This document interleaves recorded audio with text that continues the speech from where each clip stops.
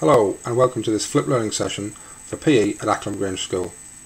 For the best learning experience throughout the video, you need to make sure you take notes whilst you're pausing, rewinding or watching the video again. So what are we going to do today? Well, our objectives today is to really understand the characteristics of skillful movement so that you can judge the quality and effectiveness of a sporting performance. So what do we mean by skillful movement? Well, athletes, performers, sportsmen and women, they're not born with skills, they're not born as high performers. Everything has to be trained for, it has to be learned, it has to be developed before they get to a stage where they're classed as an elite sports man or woman. So when we break that down further, what do we mean by skill and what do we mean by skillful movements? Well, a skill is anything really that is maybe a complex task or a set of movements that you need to do in your sport or your event in order to be successful. So an example could be a rugby tackle, it could be a tennis serve, it could be a shot in a team game. Anything like that is actually classed as a skill. When we move that further forward and we talk about a skillful movement or performing that skill skillfully, what we actually mean is with success and with precision. So for instance, the rugby tackle we talked about, well, performing that skillfully could be making sure making a last ditch tackle and stopping somebody score a try. For instance, in tennis, we could all serve in tennis and use that skill, but can we serve the ball to the corner of the service box to serve an ace? So actually when we're talking about doing things skillfully, it's about success and with precision. What we're going to do now is we're going to break down 5 different characteristics of skillful movement and look at the definitions and a brief example of each. So the first one is efficiency. So how can we perform efficiently in our sport? And what we mean by this is really how can we perform with when we're exerting the least energy? Because what we want to do is we want to conserve that energy for later on in the event. For instance, in the 100-meter sprint, can we actually cover the ground in the least strides possible?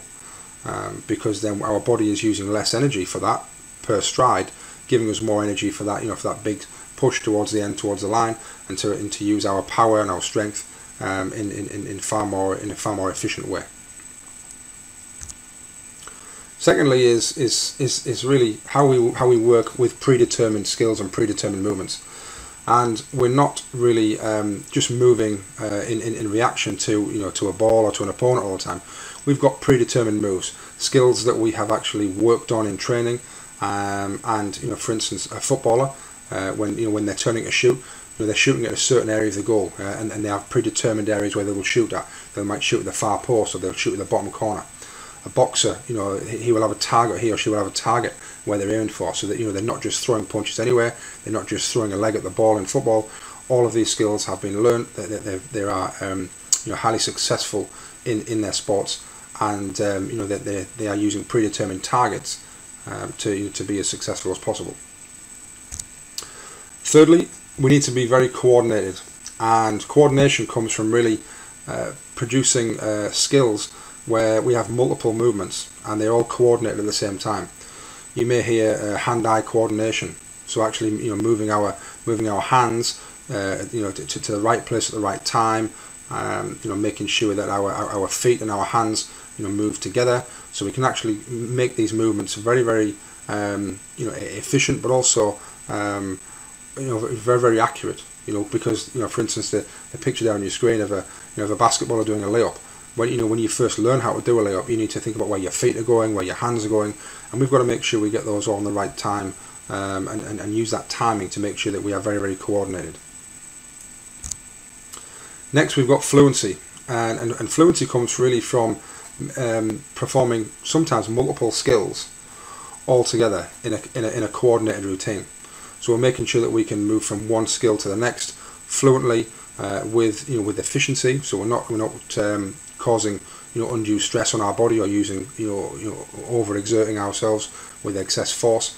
It's all done very nicely, with coordination and making sure that we can move from one skill to another.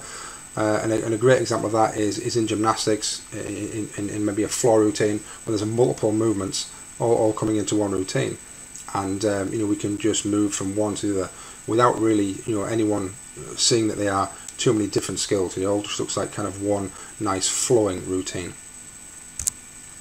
And then lastly, aesthetic. And the aesthetic means, you know, it needs to look nice, and you know, it's almost a thing of beauty. And when we're watching sports performers, you know, some footballers, people like Gareth Bale, Ronaldo, you know, they make things look so easy. When we're looking at, you know, gymnast, or there'll be a high jumper, and it looks nice. That the movements are very controlled. You know, and going back to how we were talking about, you know, being fluent, there may be several skills within this, you know, one routine. For instance, even just a high jumper running to the bar and their takeoff. Actually, you know, it all flows. It looks nice, and it produces, you know, a successful performance. So that's it. Those are the 5 main characteristics of skillful movement. We've talked about how the skills don't come naturally. We need to work at them.